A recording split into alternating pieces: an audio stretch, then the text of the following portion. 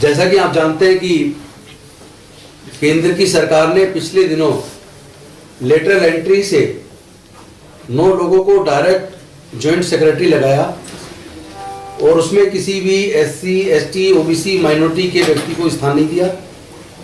और अब फिर 30 पोस्ट फिर से लेटरल एंट्री से भरने जा रहे हैं। पिछले दिनों कुछ डायरेक्टर्स भी लगाए और डायरेक्टर्स लगाने की भी प्लानिंग चल रही है। और इस लेटरल एंट्री में जो युवा कई साल तक मेहनत करता है, सोचता है कि मैं मेहनत करके सिविल सर्विसेज क्वालिफाई करके IAS बनूंगा, या जो IAS बन चुका है वो उम्मीद करता है कि मैं जॉइंट सेक्रेटरी बनूंगा, तो ये जो लेटरल एंट्री में भर्ती डायरेक्ट जो हो रही है, इसमें देश के सभी पढ़ने लिखने वाले और सभी मेहनती लोगों को का हक अधिकार मिल रहा है। और इसमें SC, ST, OBC और माइनॉरिटीज के लोगों को पूरी तरीके से इग्नोर किया जा रहा है। तो इस तरीके से हमारे लोगों का हक अधिकार मारने की एक साजिश है। और इस साजिश के खिलाफ हम लोग 16 तारीख को कल सुबह 10 बजे जंतर मंतर पर संवैधानिक तरीके से, शांतिपूर्वक तरीके से अपना आंदोलन करेंगे, प्रदर्शन करेंगे और केंद्र सरकार को ज्ञापन देके मांग करेंगे कि वो लेटरल एंट्री को तुरंत बंद करे। और वो लोग एक बहाना लगाते हैं कि उनको टेक्नोक्रेट्स चाहिए।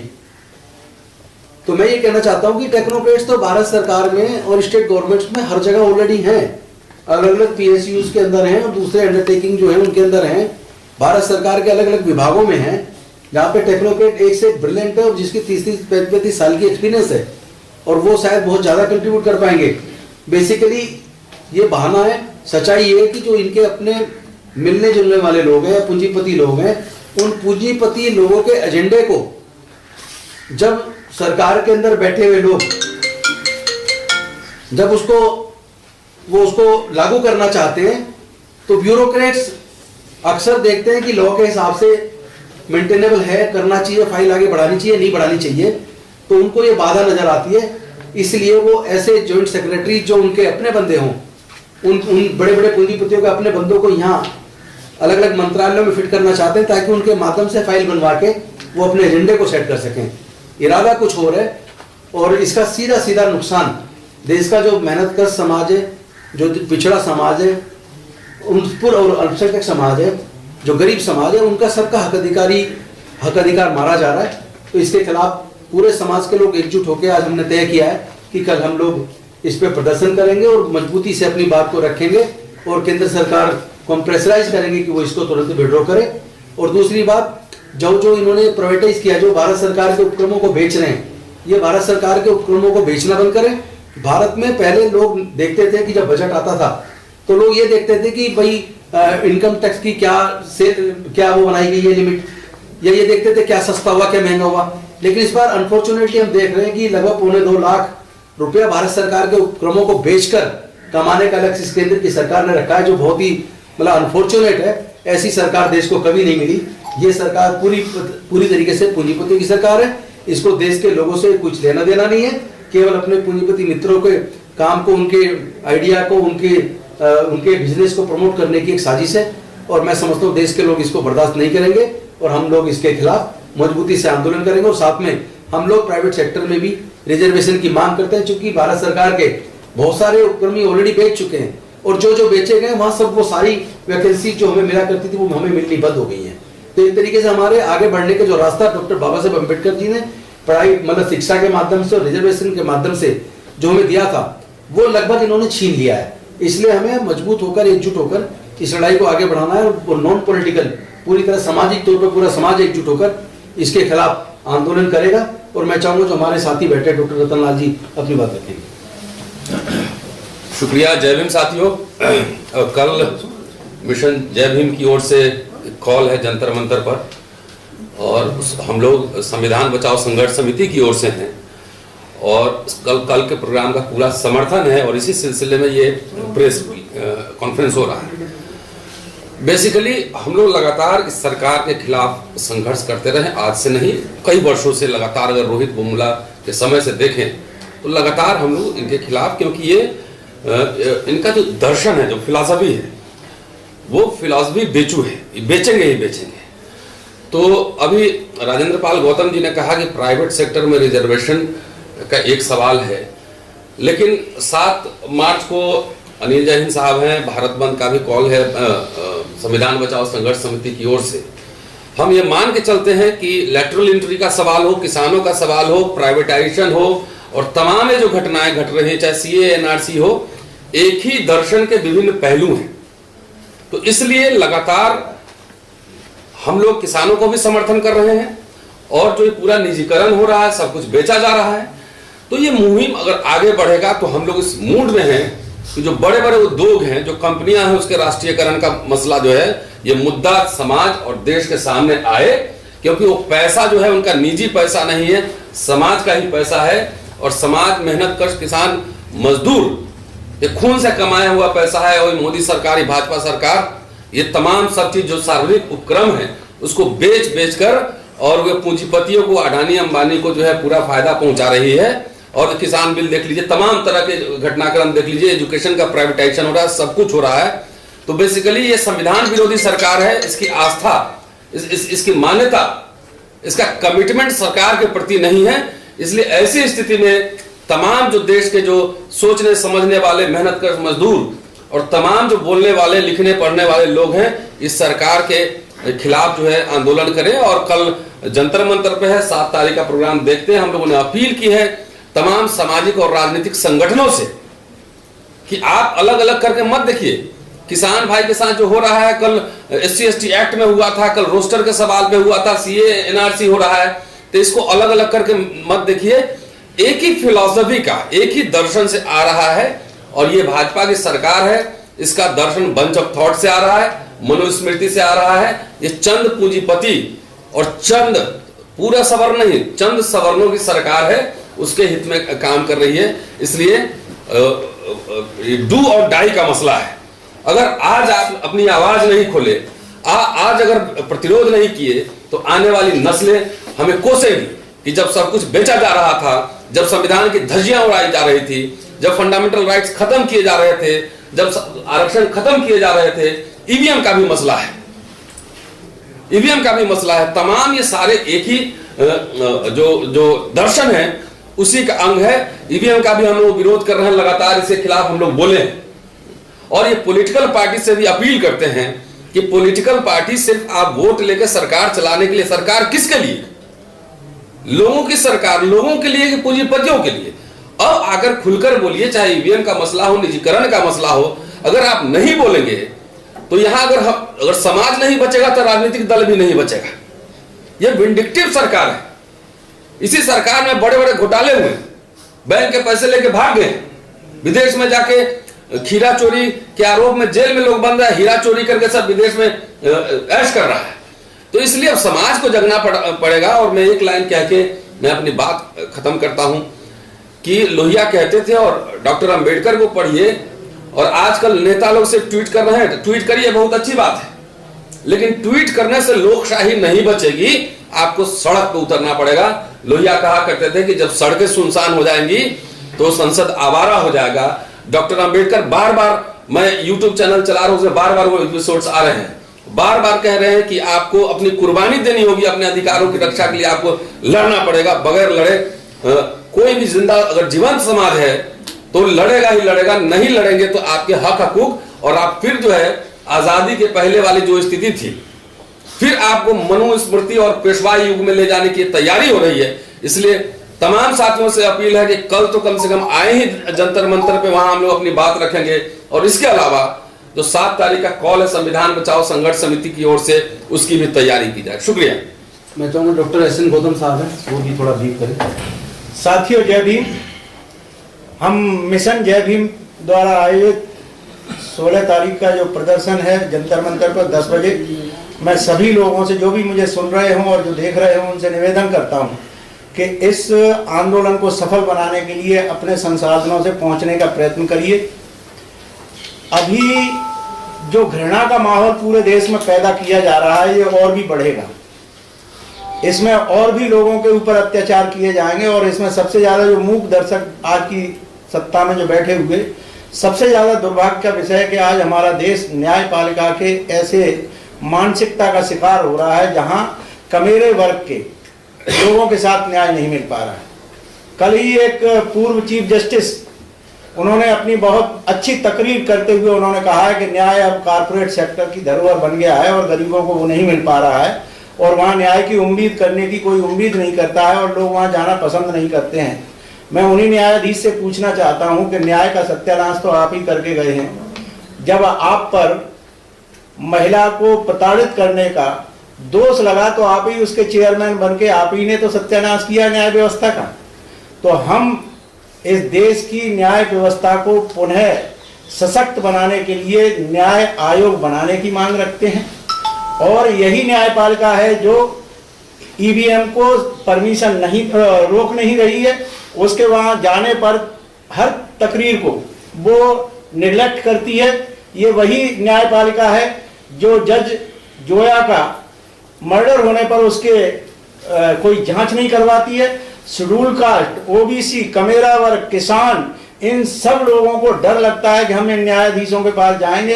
ये वही न्यायाधीश हैं जिस व्यवस्था के तहत आज कारपोरेट सेक्टर के लोगों को आईएएस ब्यूरोक्रेट बनाया जा रहा है। ये भी वही जज हैं, इनका कोई एग्जाम नहीं होता। ये सिफारिश से आए हुए वो लोग हैं जो सुप्रीम कोर्ट और हाई कोर्ट में जज बनते हैं और उसके बाद ये अपनी वही मानसिकता, चाहे वो आरएसएस की मानसिकता समझ लीजिए, चाहे हिंदुत्व की मानसिकता समझ लीजिए, उससे इस देश को बर्बाद करने की जगह ले जाके पहुंचे हैं। आज अगर हमारा देश बर्बाद है, संविधान अगर असुरक्षित है, तो कार्यपालिका विधायिका से कम सबसे ज्यादा जिम्मेदार अगर कोई है वो हमारी न्यायपालिका है, जिसकी जिम्मेदारी थी कि वो न्यायपालिका के संविधान के साथ थोड़ी सी भी छेड़छाड़ होने पर उसे रोकता। लेकिन दुर्भाग्य इस देश में जहां विश्व का सबसे अच्छा संविधान है, वहां की न्यायपालिका विश्व की सबसे बदनाम और बर्बाद न्यायपालिका है। इसको तत्काल दुरुस्त किया जाना चाहिए। दूसरे, किसान भाइयों के साथ में जो कुछ हो रहा है उससे हम पूरा देश दुखित है, गरीब, मजदूर, किसान सभी, इसलिए क्योंकि ये कमेरा वर्ग है। इस देश को बनाने में इस कमेरे वर्ग ने अपना खून पसीना बहाया है और कभी भी इस देश की विश्वसनीयता पर अपने आप को खरा उतारा है। लेकिन आज बॉर्डर से लेकर के जहां नौजवान सैनिक है वो भी इन गरीबों का ही बेटा है। किसान जो आज जिस हालत में है, इस किसान को सबसे ज्यादा सिखाया जाता है यहाँ पर उन शक्तियों द्वारा जो जातियों में बांट के लोगों में घृणा पैदा करती हैं।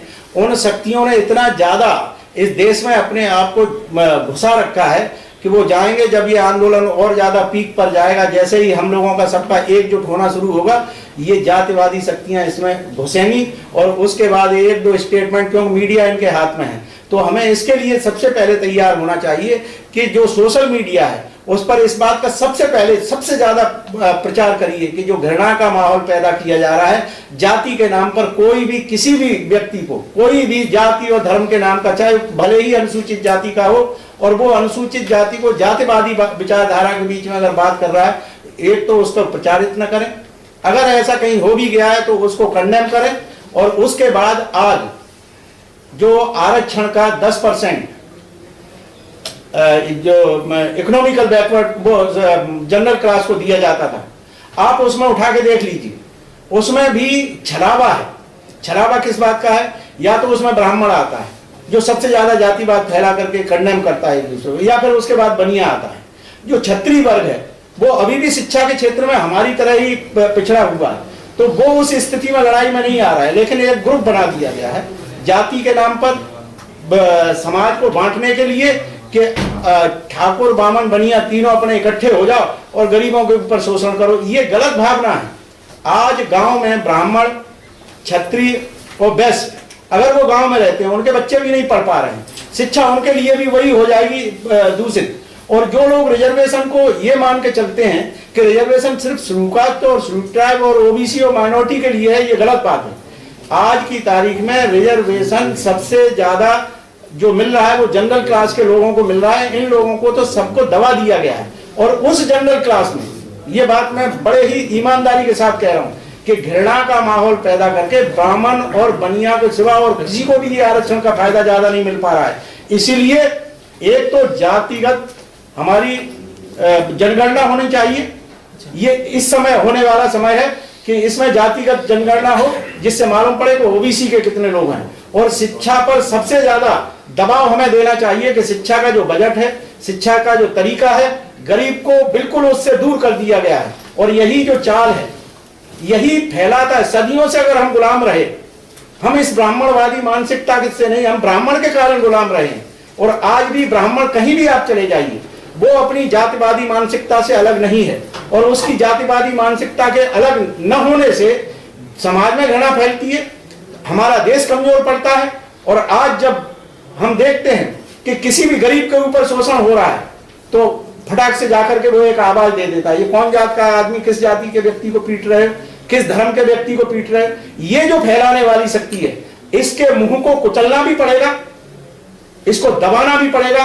अगर वो स्वयं स्वीकार कर लेता है और इसमें सुधार करता है तो ठीक, वरना आने वाले समय में हम कमेरे वर्ग को, श्रमिक वर्ग को, जिसमें किसान है, मजदूर है, इन सबको एकजुट होकर के, जाति को छोड़ करके व्यक्ति के विचार के ऊपर हम इस आंदोलन को आगे बढ़ाएंगे। और मैं आप लोगों से पुनः निवेदन करता हूं, ये आवाज हमारी है, दबाई जा सकती है, लेकिन अगर जनता इसके लिए जागरूक नहीं हुई, हमें राकेश टिकैत के उस आंसुओं को ध्यान रखना चाहिए। जिस तरह से बिलख के एक मजदूर का बेटा, किसान का बेटा बिलख के जब अपने आंसुओं को निकालता है, हम सदियों से प्रताड़ित इस अनुसूचित जाति, जनजाति, पिछड़े वर्ग के गरीब लोग पिसते चले आ रहे हैं।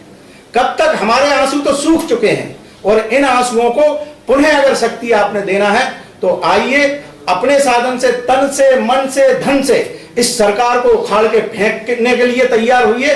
और किसानों के अधिकारों के साथ में, किसान के अधिकार सिर्फ किसान के नहीं है, उसके साथ जुड़े हुए मजदूर के हैं, गांव में बैठे हर उस व्यक्ति से हैं जो खेती के ऊपर निर्भर है। धन्यवाद साथियों, मैं पुनः आपका आह्वान करता हूं आप लोगों से कि आप कल के इस प्रदर्शन को, 16 तारीख के 10 बजे के प्रदर्शन को जंतर मंतर पर और भी ज्यादा सशक्त तौर पर प्रदर्शन में शामिल होने के लिए आइए, आपसे निवेदन है। जय भीम। डॉक्टर जय हिंद। धन्यवाद गौतम जी। संविधान बचाओ संघर्ष समिति की तरफ से प्रोफेसर रतनलाल जी ने ऑलरेडी बता दिया कि कल जो होने वाला मिशन जय भीम का जो प्रदर्शन है लेटरल एंट्री के खिलाफ, हम उसको पूरा समर्थन करते हैं। और मैं गौतम जी को बधाई देना चाहूँगा कि इस चीज़ की खुशखुशाहट सभी लोगों के, जितने भी हमारे जागरूक साथी हैं, उनके मन में चल रही है। सोशल मीडिया पे भी हमने लिखना शुरू कर दिया, लेकिन सड़क पे निकल करके कोई अभी तक प्रदर्शन ऐसा नहीं हुआ जिससे सरकार के कान खड़े हों। और जैसे रतनलाल जी अक्सर कहते हैं कि लोहिया जी की जो कोटेशन कहते हैं कि जब सड़कें सुनसान हो जाती हैं तो संसद आवारा हो जाती है, ये सही बात है कि ये सरकार और संसद जो है ये आवारा हो चुकी है और इसको दोबारा से लाइन पे लाने की आवश्यकता है। 3 मुद्दे संविधान बचाओ संघर्ष समिति लेकर के चलती है आजकल। एक तो लेटर एंट्री का मुद्दा बहुत महत्वपूर्ण है, हमने एनसीडीसी वालों से भी बात की, उनको भी कहा है कि वो सरकार से बात करें और शायद उसमें कुछ डेवलपमेंट है। दूसरा जो निजीकरण का मुद्दा है, निजीकरण के द्वारा सामाजिक न्याय की जो नीति है, और वो नीति अचानक नहीं बनी। महात्मा ज्योतिबा फूले, बाबा साहब अंबेडकर, लोहिया जी जैसे अनेकों, मतलब नाम नहीं ले सकते हम, लाखों लोगों का उसमें संघर्ष रहा, उनके साथियों का संघर्ष रहा। जैसे आज गौतम जी संघर्ष कर रहे हैं, इनके साथ सैकड़ों हजारों साथी हैं, पता नहीं कितने लोगों की कुर्बानी के बाद जो मार्जिनलाइजेशन, जो हमारा एक भारत का जो एक बड़ा समाज का हिस्सा हाशिए पे जिसको धकेल दिया गया, जो शोषणकारी जाति व्यवस्था थी उसके द्वारा, उसको करेक्ट करने के लिए, उसका इलाज करने के लिए संविधान बना और संविधान में समता की, सामाजिक न्याय की बात की गई। तो इतने लाखों करोड़ों कुर्बानियों के बाद और हजारों वर्षों के जुर्म सहने के बाद हमें एक ऐसा संविधान मिला जिसमें हमें थोड़ा न्याय मिलने की उम्मीद जगी। लेकिन एक अंग्रेजी में फ्रेज है कि डेथ बाय द 1000 कट। तो ये जो हुकूमत में जो लोग इस समय आ चुके हैं और जो अपनी चला रहे हैं, जो पुनः मनोवादी व्यवस्था लागू करना चाहते हैं, वो ये चाहते हैं कि सामाजिक न्याय के सिद्धांत का हम हत्या कर दें, और हत्या कर रहे हैं। लेकिन वो फरसे से या तलवार से एकदम गर्दन काट के हत्या नहीं कर रहे, वो एक एक कट मार के कर रहे हैं, जैसे ब्लेड से एक एक खून की नस को काट रहे हैं कि सामाजिक न्याय ब्लीड कर करके, थोड़ा थोड़ा ब्लीड करके, आपको पता भी नहीं लगेगा। कभी ऐसा होगा, कभी 13 पॉइंट रोस्टर आ जाएगा, कभी लेटरल एंट्री आ जाएगी, कभी निजीकरण हो जाएगा। Death by the 1000 cut off social justice, ये उनकी पॉलिसी है। हमें बहुत सावधान रहने की जरूरत है और हम उसका पुरजोर विरोध करेंगे।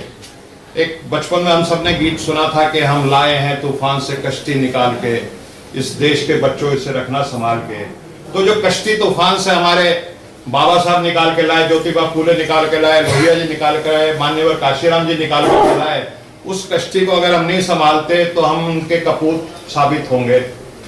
तो बेसिकली एक बार फिर से मैं गौतम जी को बधाई भी देना चाहूंगा कि उन्होंने इनिशिएटिव लिए, एक शुरुआत की एक सड़क के आंदोलन के लिए, प्रदर्शन की, और हमारा उसमें पूरा समर्थन रहेगा और आगे भी हम निजीकरण के खिलाफ। और जहां तक किसान के मुद्दे पे मैं एक छोटी सी बात कहना चाहता हूं। मैं खुद एक किसान जाति से आता हूं और जो सेंस्क्रिटाइजेशन का मूवमेंट चला अंग्रेजों के राज्य में, जब होती थी सेंसस, पूछते थे आपकी जाति क्या है और आप किस वर्ण से व्यवस्था करते बिलोंग करते हैं, तो सबको अपने आप को क्षत्रिय, कोई ब्राह्मण, को वैश्य जो बताता था, जो किसान की जातियों से था, जो शुद्र था। मनुस्मृति की जो परिभाषा है वो बिल्कुल साफ है कि जो व्यक्ति शारीरिक श्रम करता है, खेत में काम करता है, चाहे औजार बनाता है, चाहे दस्तकारी करता है, यानी शरीर से काम लेता है, वो शूद्र है। उनको इस बारे में कोई वहम नहीं है। लेकिन ये है कि हम बहुत सारे जो ओबीसी के लोग हैं अपने आप को क्षत्रिय कहते हैं या ब्राह्मण कहते हैं या वैश्य कहते हैं, लेकिन ये फैक्ट है। और शूद्र के पास उस समय जब मनोवादी व्यवस्था थी, संपत्ति नहीं होती थी, वो किसी और के खेत में काम करता था, खेत का मालिक कोई और होता था। ठीक है, अब ये जो संविधान बना या पिछले 100-200 साल में अंग्रेजों का भी राज रहा, तो शूद्र को संपत्ति रखने का अधिकार मिलने लगा, थोड़ा बहुत सम्मान मिलने लगा और वो अपने खेत का मालिक होने लगा। तो जो किसानों के ऊपर जो ये नई नीतियां लाई जा रही हैं, वो शूद्र को दोबारा से शूद्र बनाने के और वनवादी व्यवस्था की ही एक बड़ी चाल है, अगर उसको हम गहराई से समझें। तो इन्हीं शब्दों के साथ मैं एक बार फिर से गौतम जी को बहुत बहुत बधाई देता हूं कि आप इस मिशन को लेकर चल रहे हैं और हम इसमें आपके साथ कंधे से कंधा मिलाकर के पूरा साथ देंगे। और जितने भी हमारे तमाम साथी हैं जो हमें सुन रहे हैं, उनसे भी मैं निवेदन करूंगा कि अब समय आ गया है। वो कहते हैं कि निकलो बाहर मकानों से, जंग लड़ो बेईमानों से। तो अब अपने घरों से निकलने का समय आ गया है। हमें घरों से निकल करके सड़क पे आना होगा और ये जंग लड़नी होगी।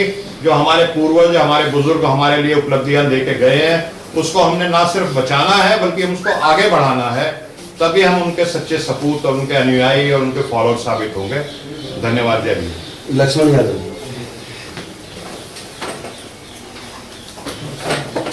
बहुत शुक्रिया। जय भीम।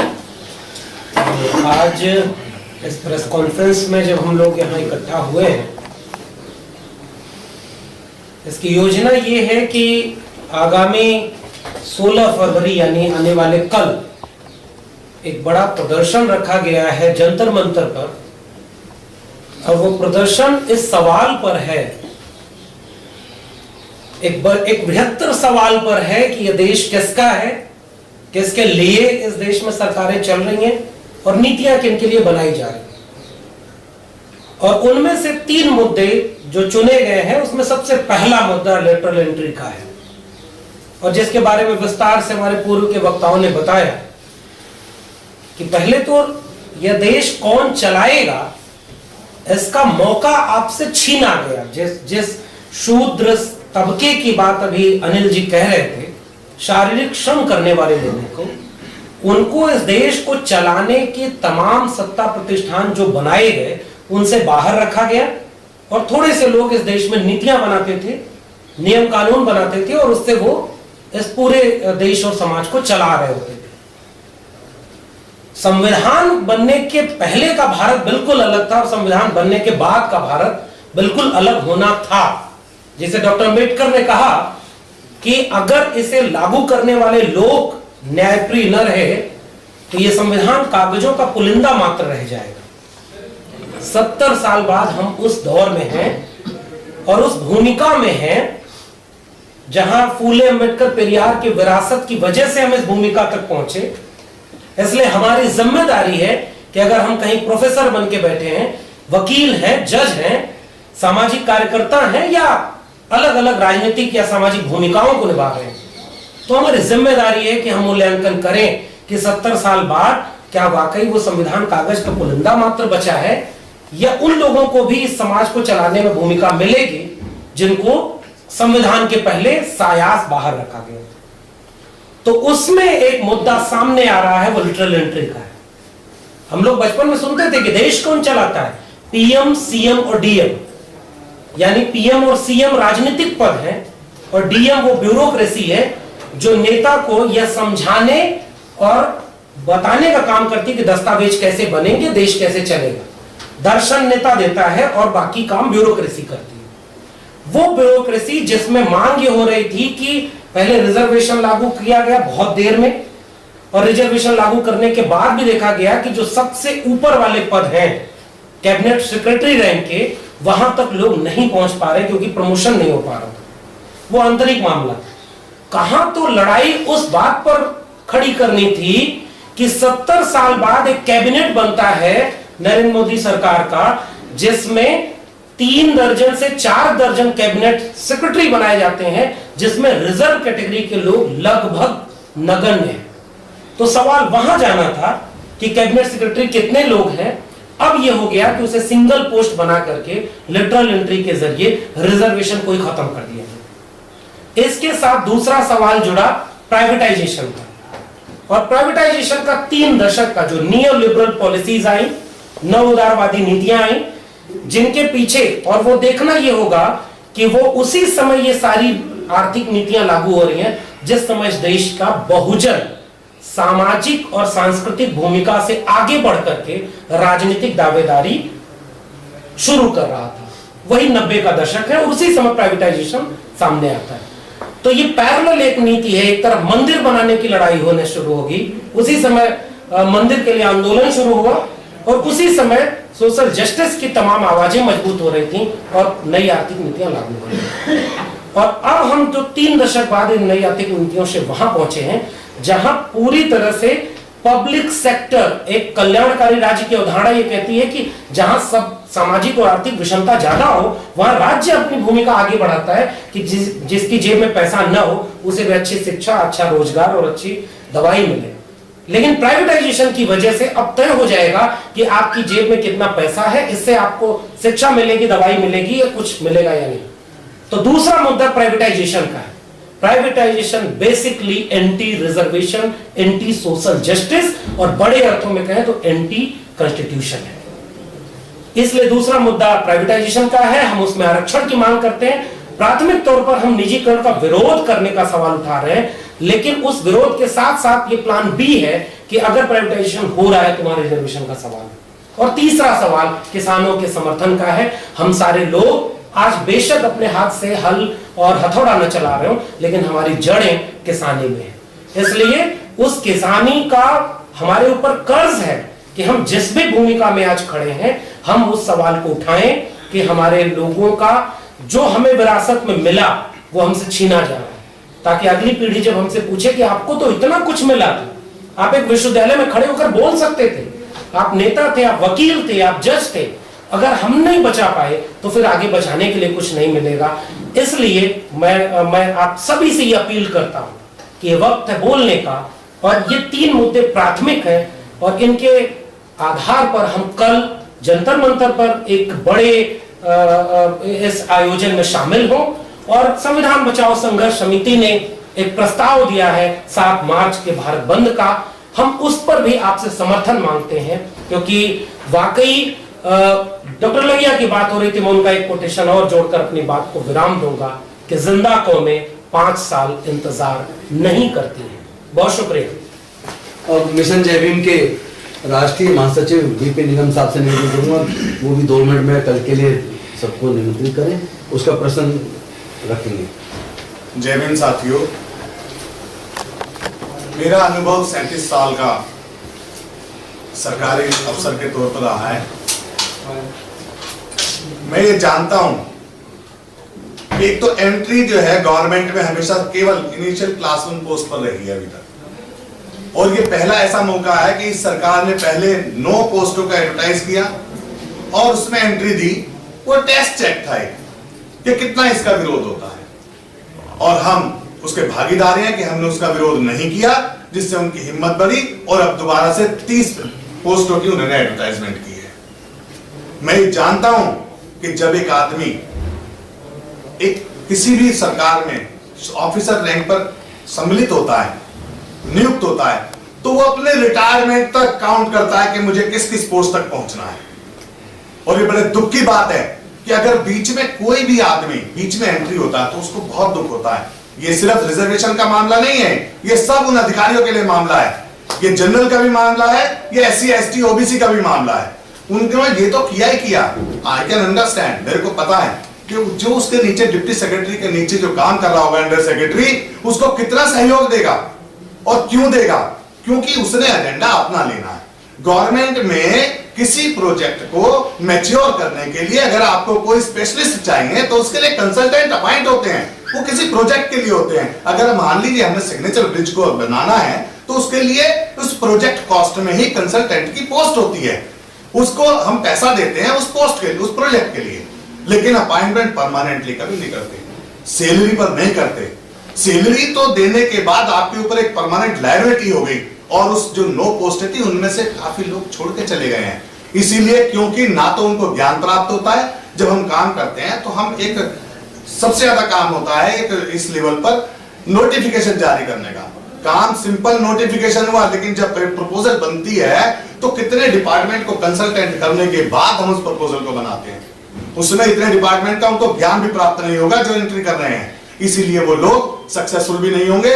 लेकिन ये सबके लिए काम है और मिशन जय भीम सबके लिए काम कर रहा है। इसमें सबसे ज्यादा दुखी SC ST OBC है, वो एक हिडन एजेंडा किसी टाइम में था, अब वो क्लियर एजेंडा है कि रिजर्वेशन खत्म करना है। सरकार का एक काम होता है सोशल उसको अपलिफ्टमेंट के लिए, जो इस एजेंडे के साथ वो धीरे धीरे खत्म कर दी जा रही है। जैसे किसानों के बिल को पूंजीपतियों का बिल कहना चाहिए था, इसी तरह से लेटरल एंट्री कह दिया गया है, जबकि ये आरक्षण के खत्म करने का एक नया उन्होंने एजेंडा निकाला है, नया तरीका निकाला है। और अब अगर आप इसका विरोध नहीं करेंगे तो अगली बार ये परमानेंट हो जाएगा और ऐसे ही एंट्रियां होंगी, अपने लोगों को प्लांट किया जाएगा गवर्नमेंट में, हम लोगों को इस अधिकार से खत्म किया जाएगा। मैं आप सबसे अपील करता हूं, ना केवल SC ST OBC को, सबसे अपील करता हूं, जो सरकार में अधिकारी हैं उनसे अपील करता हूं कि वो लोग इसके लिए आगे आए, हमारा साथ दें और सरकार को बताएं कि ये एजेंडा किस तरह से गलत है और किस तरह से आप हम उनके अधिकारों को छीन रहे हैं। मैं आप सबसे अपील करता हूं और संविधान बचाओ संघर्ष समिति के अधिकारियों से अपील करता हूं कि इसको अधिक से अधिक प्रचार प्रसार करें, कल हमारे साथ इस प्रदर्शन में शामिल हो। जय हिंद, नमो। एक एक करके एक एक क्वेश्चन पूछ सकते हैं। सर, मैं पहला क्वेश्चन आप लोगों से करना चाहता हूं, मेरे पास कुछ आंकड़े हैं। हमारे देश के 131 सांसद जो रिजर्व कोटे से आते हैं और पिछले 70 सालों से SC ST OBC माइनॉरिटीज पे जुल्म होता है, नाइंसाफी होती है और ये सदन में चुप रहते हैं। आज हमने जो आंकड़े निकाले हैं, 147 सांसद ने अपने नामांकन फॉर्म में संसद के लोकसभा चुनाव में ये लिखा हुआ है कि हमारा आय का साधन खेती बाड़ी है।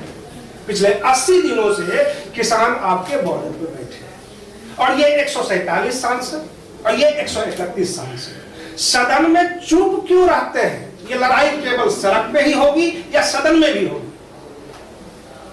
इसका जवाब ये कल एक मीटिंग हुई थी, ये सवाल हमने उठाया था और एक शब्दों में कहें तो तनखैया लोग हैं और ये अभी की बात नहीं है। जब डॉक्टर अंबेडकर थे उस जमाने में भी लोग नहीं बोलते थे, क्योंकि खास तौर से पॉलिटिकल पार्टीज SC ST जो रिजर्व सीट होते हैं वैसे लोग को चुनकर लाते हैं, पहले रीढ़ उसका चेक कर लेते हैं इंजेक्शन लगा के, इसमें रीढ़ तो नहीं है, कहीं बोल तो नहीं देगा, तो वैसे लोगों को चेक करके लाते हैं कि आप आओ संसद में बैठो, समाज के नाम पर आओ, लेकिन काम हमारा करो। समझ रहे हैं? उनको मैं जानता हूँ बहुत नेताओं, वो हर समय अगले बार मुझे टिकट मिलेगा कि नहीं मिलेगा इसका चिंता रहता, तो मालिक का गुलामी नहीं करेगा तो और क्या करेगा।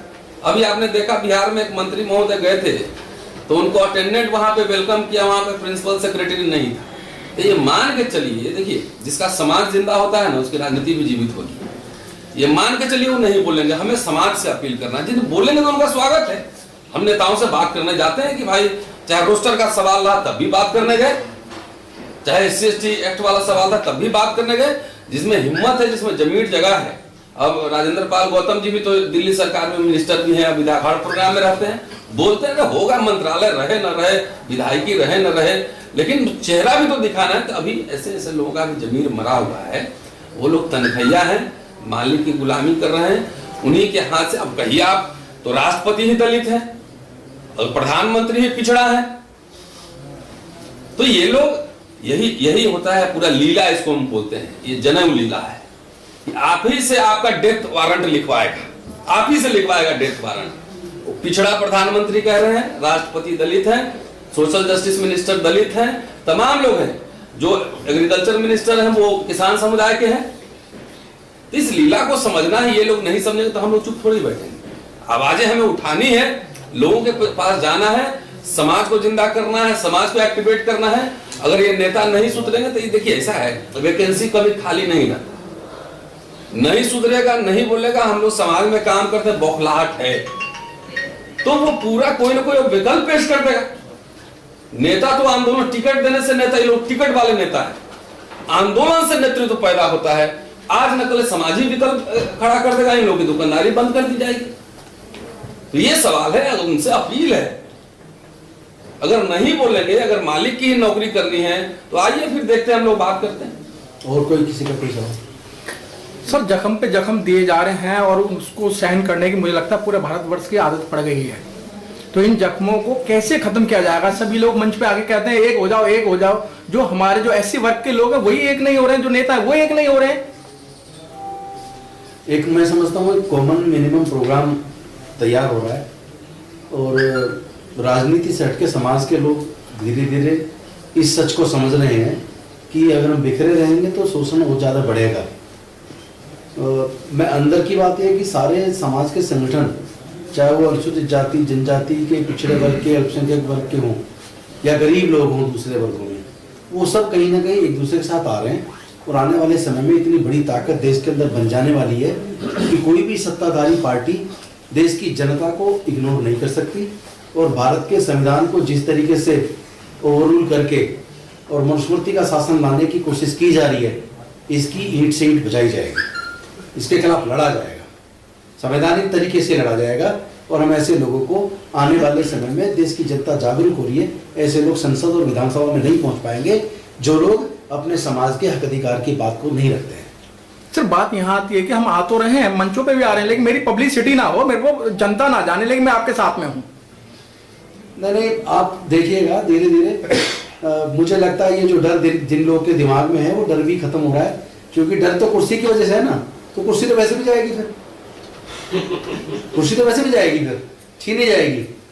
तो लोगों को आना ही पड़ेगा, अपने कम से कम देश के लिए, बाबा साहब के संविधान के लिए, अपने समाज के हक अधिकार के लिए इस लड़ाई को संवैधानिक दृष्टि से लड़ना ही पड़ेगा। सर, आपको ये नहीं लगता कि जो आरक्षण है जो लोकसभा के लिए, वही जो दलित हैं देश के, उनके ऊपर एक कोड बन गया है और एक तरीके से मुझे नहीं लगता ऐसा कि वो कोड बन गया। अभी भी बहुत लोग वहाँ बात को मजबूती से रखते हैं। अगर ज्यादा संख्या वाले लोग नहीं बोल रहे, इसका मतलब ये नहीं है कि वो व्यवस्था खराब है। व्यवस्था को अगर खराब करोगे तो फिर तो सब कुछ छिन जाएगा, फिर कुछ नहीं बचेगा। सर, आप सरकार में मंत्री हैं, जो डलहौजी ने काम कर सका वो काम कर देंगे, बस कमीशन तो दो, इस देश को आपके नाम कर देंगे, इसके ऊपर टिप्पणी कर दीजिए। मैं समझता हूँ कि जो केंद्र की सरकार है वो निसंदेह वो सारे काम कर रही है जो अंग्रेज ना कर पाए, और इसके लिए देश को के लोगों को जागरूक होने की जरूरत है। जो एक परिकल्पना कॉन्स्टिट्यूशन में की गई थी कल्याणकारी राज्य की, तो कल्याणकारी राज्य अब बचा नहीं है। हम उसमें क्लियर है सोशल स्टेट, लेकिन अब सोशल स्टेट कहाँ रहेगा जब पूंजीवादी स्टेट बनता जा रहा है। और ये इसलिए बन रहा है क्योंकि ज्यादातर मेजोरिटी में लोग चुप हैं। लोग धर्म के नाम पे, हिंदू मुस्लिम के नाम पे, मंदिर मस्जिद के नाम पे इस कदर बढ़ जाते हैं, उनको ये पता ही नहीं लगता कि तुम अपनी ही गर्दन कटवा रहे हो, आप अपने ही बच्चों के गले घोट रहे हो। भाई लोग, मैं समझता हूँ मानवता सबसे बड़ा धर्म है। अब किस धर्म की बात कर रहे हैं? इंसानियत सबसे बड़ा धर्म है। इंसान की कदर करे, एक दूसरे के हक अधिकार की रक्षा करे, एक दूसरे के अधिकारों की इज्जत करे, तो देश मजबूत होगा ना। तो मैं समझता हूँ आप लोगों को ये समझ आ जानी चाहिए कि हमें जाति और धर्म के नाम पे बंटने की बजाय, या जो फर्जी राष्ट्रवाद का जो नारा लगाते हैं उनसे जागरूक होने की जरूरत है कि असली देशद्रोही यही है। जो फर्जी लोग जो राष्ट्रवाद की बात करते हैं, असली देशद्रोही यही लोग हैं, क्योंकि इनके व्यवहार में, इनकी पॉलिसी में इंसानियत नजर नहीं आती। मानव कल्याण नजर नहीं आता, इनमें जरा सा भी संवेदना नहीं है, दर्द नहीं है। यही लोग हैं जो इंसान को मार रहे हैं। टीका लगाएंगे एक लंबा सा और गमछा डालेंगे गेरू कलर का और भीड़ के रूप में जाके किसी को भी मार देते हैं, और प्रशासन वहां चुप हो जाता है, और कुछ नेता ऐसे लोगों को अपने यहाँ सम्मान देते हैं बुलाकर। इस वजह से देश बर्बाद हो रहा है। मैं समझता हूँ ऐसे लोगों से जागरूक होने की जरूरत है, और सब लोगों को अगर सब एकजुट होंगे, सब अपने अधिकार को समझेंगे, तो मैं समझता हूँ जरूर हम भारत को बचा पाएंगे, भारत के संविधान को बचा पाएंगे, और मरती हुई संवेदनाओं को हम जिंदा रख पाएंगे। सर मैं माफी चाहता हूँ, मैं दे रहा हूँ, कल का शेड्यूल बता दीजिए। जो कल सुबह 10 बजे जंतर मंतर पर सब लोग समाज के इकट्ठे हो रहे हैं इस लेटर एंट्री के खिलाफ। इस जो प्राइवेटाइजेशन जिस तरह बढ़ रहा है, जो सरकारी संस्थान बेचे जा रहे हैं, उसके खिलाफ पूरे समाज के लोग इकट्ठा हो रहे हैं। 16 फरवरी 2021 को सुबह 10 बजे जंतर मंतर। सर एक बार रिपीट कर दीजिए सर। 16 फरवरी सुबह 10 बजे जंतर मंतर पर। Press the bell icon on the YouTube app and never miss another update.